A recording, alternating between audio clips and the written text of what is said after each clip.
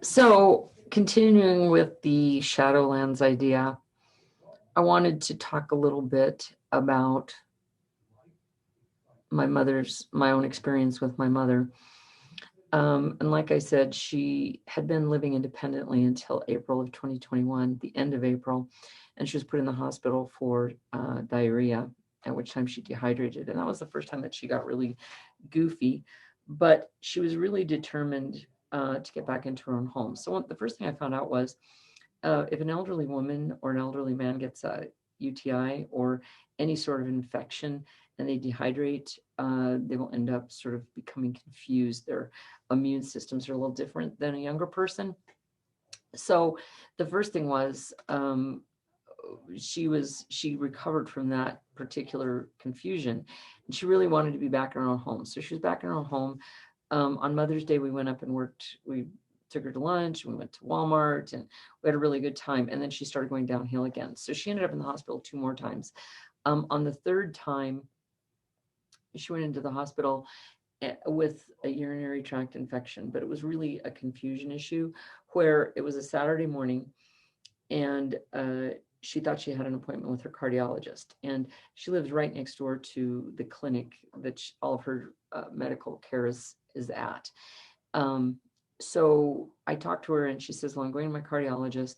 And I said, well, you don't have an appointment, because by this time I had her medical records available to me on my phone, and through a Patient Connect portal. And I told her, you don't have a doctor's appointment today. It's Tuesday.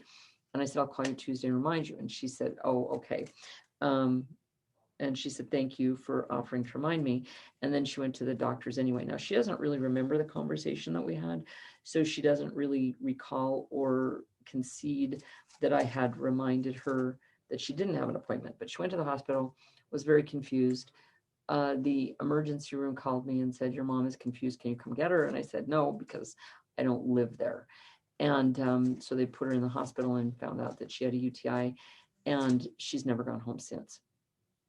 So a week before the wandering episode to the hospital, she had wandered off again. And what she had done that time was, my mom's background is she had been a speech teacher, an adjunct speech teacher at a couple colleges.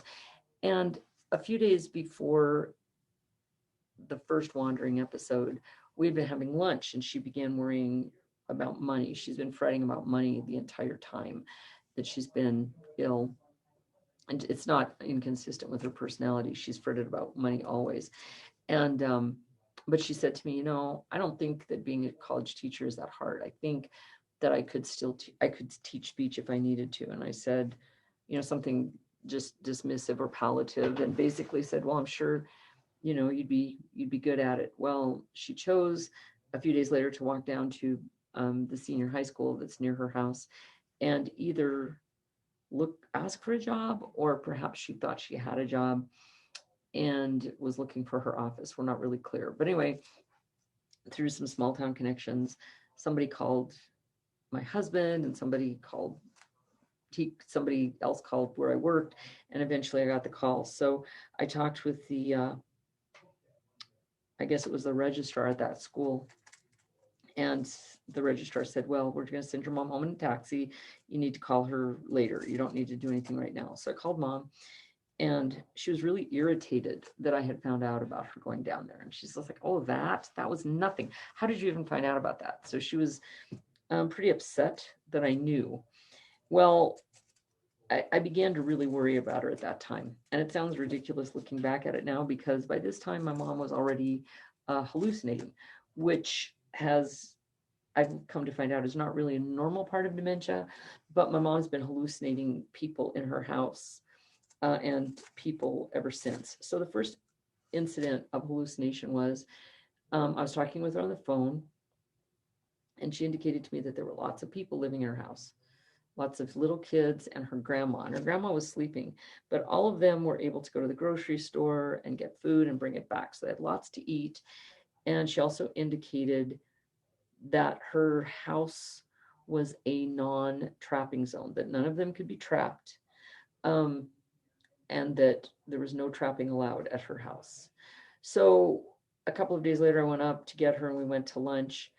And she didn't mention the people in her house, but then as we were leaving, I was locking the door, and she said, now, are there any kids out here? Did you leave any of the kids out here in the hall, or are they all inside? And I said, well, they're all inside. And she says, okay, good. So we left. But the kids have been with her ever since. And so sort of on an odd note, the first big fantasy that I think that she made me aware of, I knew that she was hallucinating. And yes, just in case anybody who's watching this wonders if I was concerned, I was extremely concerned. I was very nervous because I really wanted her to be home. I hoped she would get better. I hoped she could take care of herself with my help. And she has a very simple life. She doesn't cook. She just eats like yogurt and tuna fish and crackers and peanut butter. So I wasn't afraid she was going to burn the house down. And that's not new to this disease. That's just her way. That's how she lives in the world. But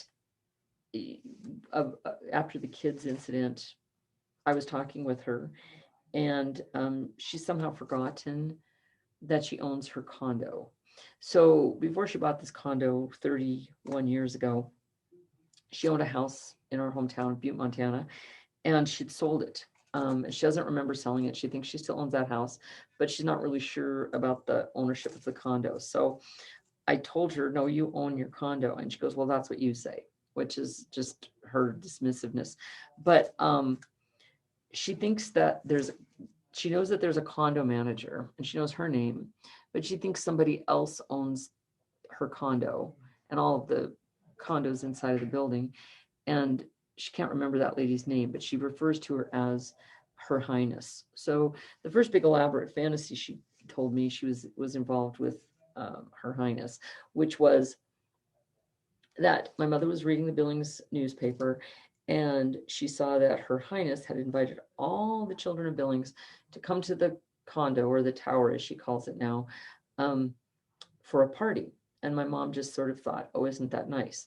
Well, what she didn't know was that Her Highness was not going to be there, and that Her Highness left the entire party and all the children of Billings to my mom's care.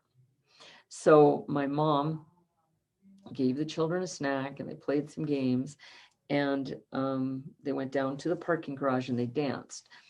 And they had a dance, and then after the dance, my mom brought them up to the condo, and she had each one of the children call their parents, and the parents came and got their children. And she commented, they're very good children. The parents came right away, but my mom has decided that she will never help Her Highness again after this incident. So that was sort of the first big hallucinating incident, but there have been others, which I'll tell you later. But one thing that's been really interesting to me, in not a good way, in the past, I had heard people who had parents in this situation just say, oh, I had to put my mom in long-term care. I had to get assisted living for my mom. I didn't realize that is not as easy as it seems. It's quite a big deal. And if you get into that position, start working on it early. And one of the big features is you have to get power of attorney before your parents become non-decisional. And if they become non-decisional, I don't really know what happens, but you have like a window of opportunity. And my mom is careful enough with her money that she did not want me to have power of attorney. She was afraid that I would swindle her, which is really hurtful, but there it is. And she's always afraid that I'm going to take her money, that I'm going to take her stuff, that I'm going to take her freedom, take. So one day she just decided that she would sign the power of attorney papers. She wanted to do it at her bank. So I took her to the bank because I thought I'm not going to argue this point and just take her to some other notary. She wanted to have it notarized at her bank. So we had it notarized at the bank. And a couple of times she's had an elaborate fantasy about the fact that I have power of attorney, and it starts to eat at her, and she wants me to give it back. But I haven't done it yet. So we'll see what happens. Anyway, more on the journey later.